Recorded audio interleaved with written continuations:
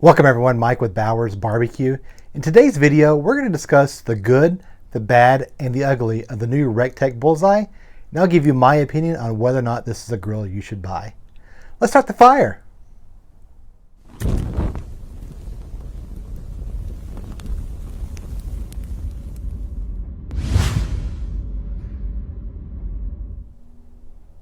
Okay, so I've had this Bullseye now since the 1st of June, so going on 5 months.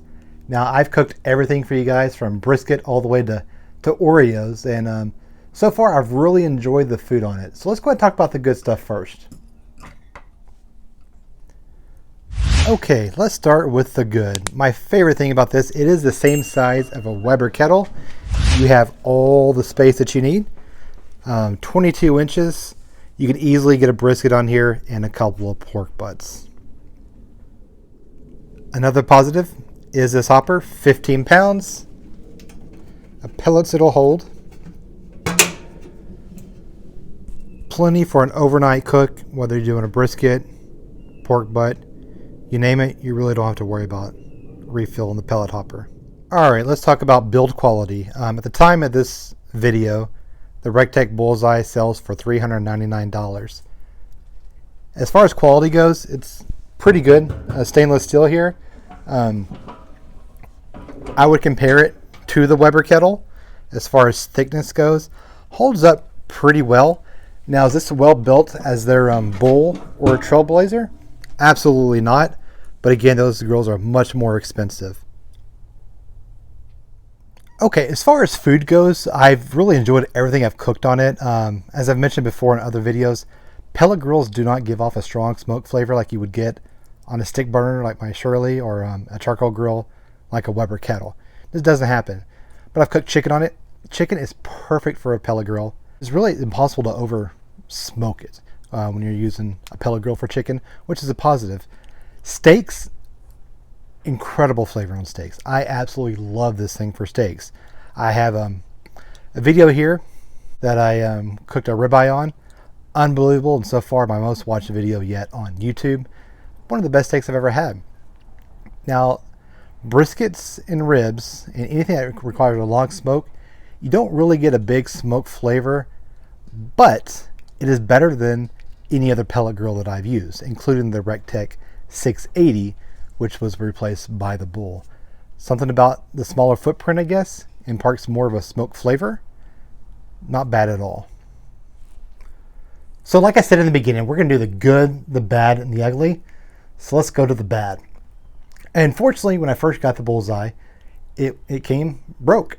I had to wait a couple of days because the RTD probe was severed, and I had to wait 3 days, I believe, for the new one to come in. Ever since then, I've had issues, unfortunately.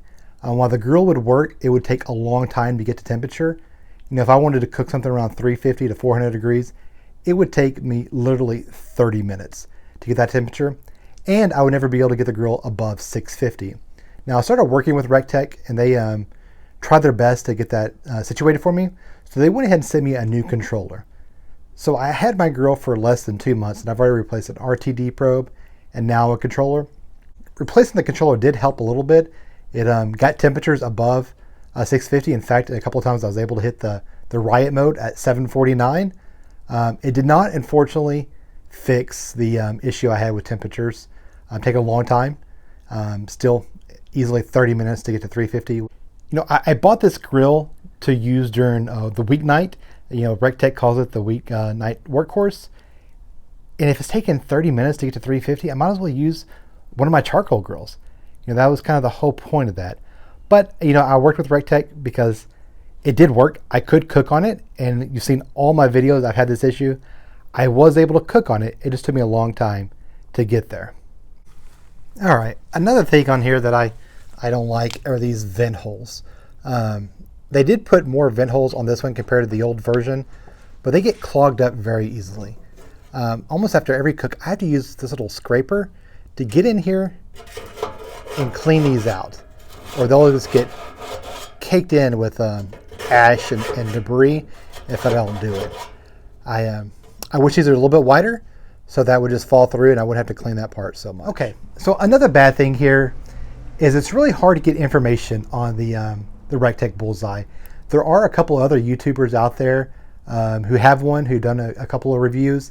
Their biggest issue is grease fires. I have not experienced that yet, so I'm very fortunate with that. But despite the ugly grill you see right here, because I did try to cook on it the other day, I keep my grill pretty clean. The deflector plate is always clean, as well as the grill grates. Another thing is, when you do have issues, it's hard to get an answer unless you call Recteq directly. They do have a Bullseye Facebook group, but that's moderated so much that if anybody has anything negative to say, the moderators just don't post it. Now, I can totally understand why Recteq maybe controls that board a little bit too much, but at the same time, you want answers, because the Recteq customer service may not always be open. Again, they're fantastic and call them back, but sometimes 8, 9 o'clock at night, nobody's calling you back, and you would love to go their Facebook group page and get some answers. Just can't do that right now. Okay, and now it's time for the ugly. So I bought this Bullseye at the beginning of June. We're approaching mid-November right now, and my Bullseye no longer works. It will turn on, it will light, but it will not get above 200 degrees. I've been working with Recteq ever since I got this grill. And if this was my only grill, I'd be a little bit more upset than I am right now. But kudos to Recteq. They have been working with me. I didn't want to have a new grill because this was hard to put together. And I just didn't want to have the hassle of returning this. But they did go ahead and send me a new one. I'll be putting that together sometime this week. I cannot recommend this grill right now, unfortunately, until they get some of these bugs worked out. But it doesn't mean that I'm totally given up. I think the concept of the Recteq Bullseye is genius. I want this grill to work so bad. I want it to replace any need whatsoever for a gas grill. You want it to be able to light up in record time. And I say record time, if I can get to 350 degrees in 10 to 15 minutes, that would be perfect compared to the 30 minutes I'm having now. I like to come home from work, start it up, prep the meat that I'm cooking for dinner, and put it on the grill and go for it. It would be perfect to have right now where the time change and it gets dark at 5 o'clock. You don't want to be fighting in the dark trying to set up a charcoal grill, especially if you don't have lighting or a covered patio like I don't here at the house. Okay, so that is my experience with the Recteq Bullseye.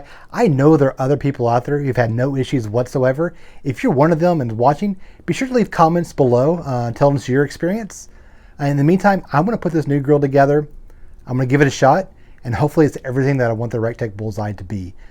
This could easily turn into my favorite grill if it works, just because it's so easy to use, has a really good flavor, especially on poultry and steaks, and something that I can start dinner and be cooking in less than 15 minutes like others have reported they can do. Really looking forward to that.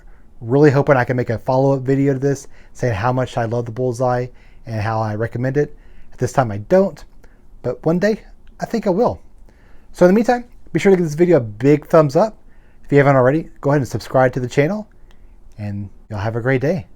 The fire is out.